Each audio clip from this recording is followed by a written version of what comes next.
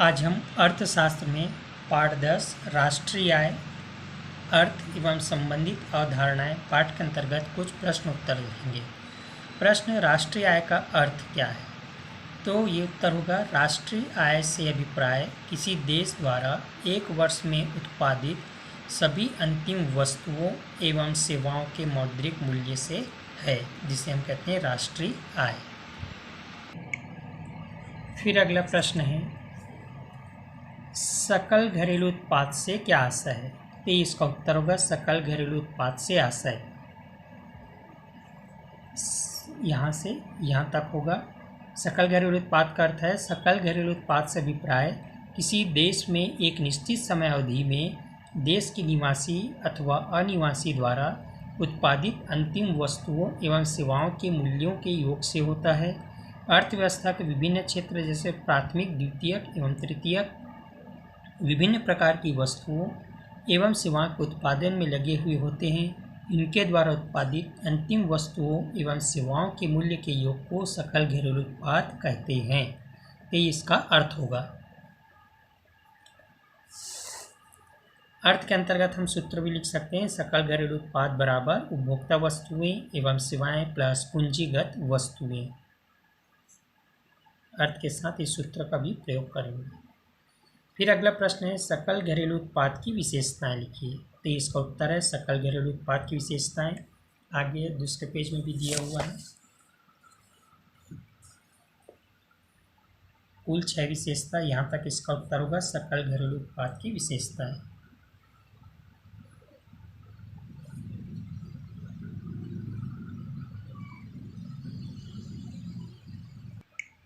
फिर प्रश्न है अगला, सकल राष्ट्रीय उत्पाद से क्या आशय है?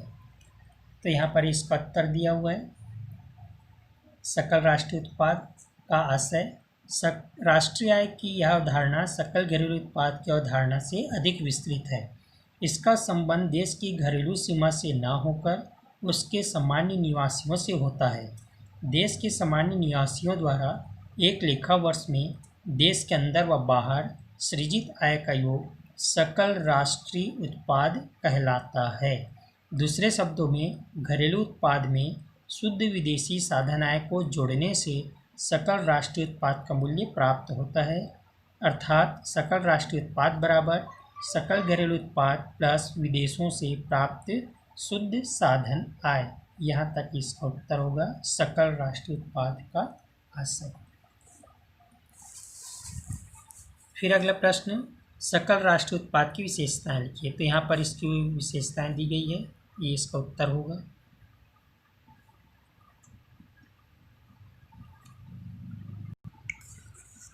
फिर अगला प्रश्न है, सकल घरेलू उत्पाद और सकल राष्ट्रीय उत्पाद में क्या अंतर है? तो दोनों में अंतर यहाँ दिया हुआ है, ये इसका उत्तर होगा।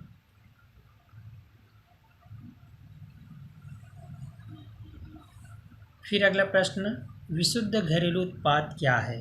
तो ये इसका उत्तर होगा, यहाँ से लेकर के यहाँ तक। विशुद्ध घरेलू उत्पाद से तात्पर्य एक लेखा वर्ष में एक देश की घरेलू सीमा में निवासी व अनिवासी द्वारा उत्पादित समस्त अंतिम वस्तुओं एवं सेवाओं के शुद्ध मौद्रिक मूल्य से होता है।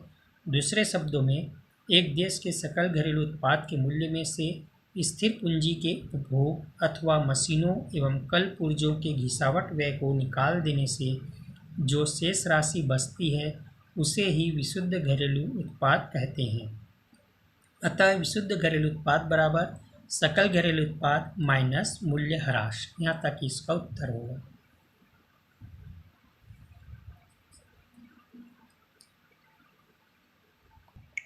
फिर अगला प्रश्न है, बाजार कीमत पर विशुद्ध घरेलू उत्पाद तथा साधन लागत पर विशुद्ध घरेलू उत्पाद में अंतर। यहाँ पर ये अंतर दिया हुआ है दोनों में, ये इसका उत्तर होगा।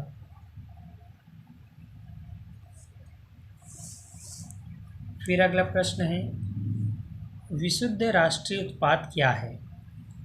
तो विशुद्ध राष्ट्रीय उत्पाद क्या है, इसका अर्थ यहाँ से यहाँ तक होगा, ये पूरा इसका उत्तर होगा, विशुद्ध राष्ट्रीय उत्पाद का अर्थ।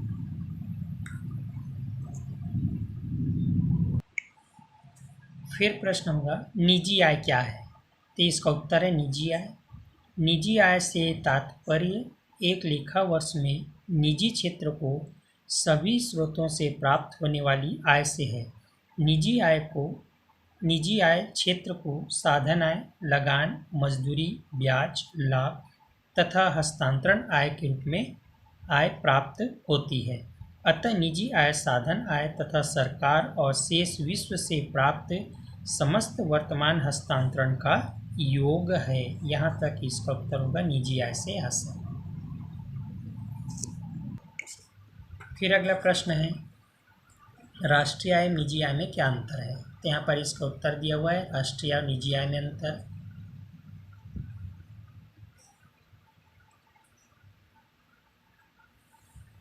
फिर अगला प्रश्न निजी आय और निजी क्षेत्र को घरेलू उत्पाद से प्राप्त आय में क्या अंतर है, तो ये भी इसका अंतर इसी के नीचे दिया हुआ है, ये इसका उत्तर होगा।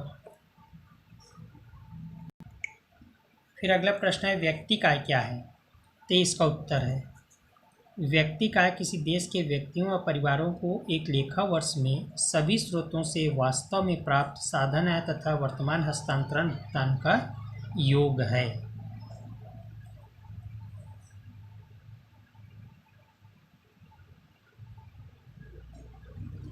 सूत्र भी लिख सकते हैं व्यक्ति का आय बराबर निजी आय माइनस निगम कर माइनस अवितरित लाभ, या इसी का दूसरा सूत्र है व्यक्ति का आय बराबर निजी आय माइनस निगम कर माइनस निजी उद्यमों की शुद्ध बचतें।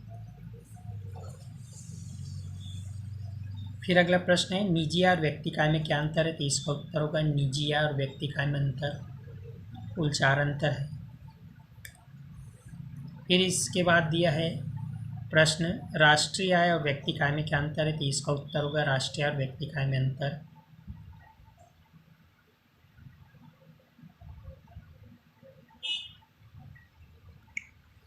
फिर प्रश्न है व्यय योग्य आय या प्रयोज्य आय से क्या आशय है, तो इसका उत्तर होगा व्यय योग्य आय या प्रयोज्य योग्य आय से आशय। फिर अगला है प्रति व्यक्ति आय क्या है, तो प्रति व्यक्ति आय का उत्तर भी यहाँ से लेकर के यहाँ तक होगा।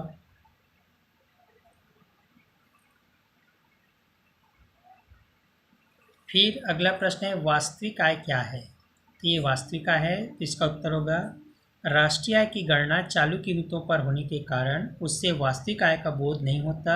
यदि किसी वर्ष को आधार वर्ष मानकर उसकी कीमतों के आधार पर राष्ट्रीय आय की गणना की जाए तो वास्तविक आय प्राप्त की जा सकती है। फिर नीचे में इसके बाद लिखेंगे इसी में उत्तर रहेगा आगे वास्तविक आय ज्ञात करने के लिए एक सामान्य वर्ष को आधार वर्ष माना जाता है तथा उसके कीमत स्तर को 100 मान लिया जाता है। फिर जिस वर्ष की वास्तविक आय ज्ञात करनी है उस वर्ष की कीमत स्तर ज्ञात किया जाता है। अर्थात सूत्र है वास्तविक शुद्ध राष्ट्रीय उत्पाद बराबर मौद्रिक शुद्ध राष्ट्रीय उत्पादन बटे वर्ष का कीमत निर्देशांक गुणा 100।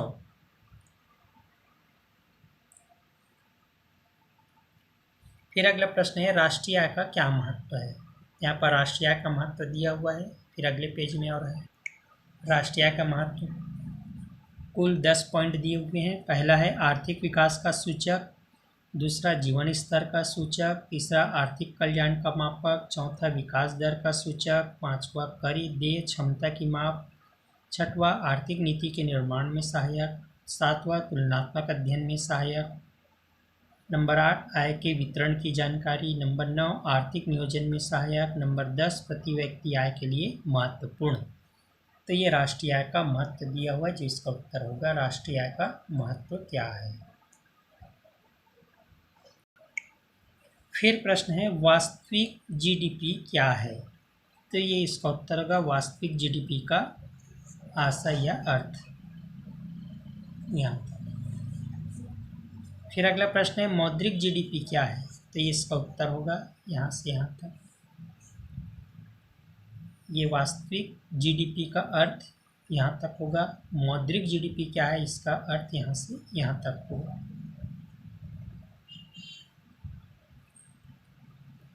फिर प्रश्न है वास्तविक जीडीपी तथा मौद्रिक जीडीपी में क्या अंतर है, तो ये इसका उत्तर होगा कुल 4 अंतर दिए हुए हैं। पहला, दूसरा, तीसरा, चौथा, ये दोनों में अंतर है। इसका उत्तर होगा वास्तविक जीडीपी तथा मौद्रिक जीडीपी में अंतर। तो इस प्रकार से इस पाठ में कुछ हमने महत्वपूर्ण प्रश्न उत्तर का अध्ययन किया।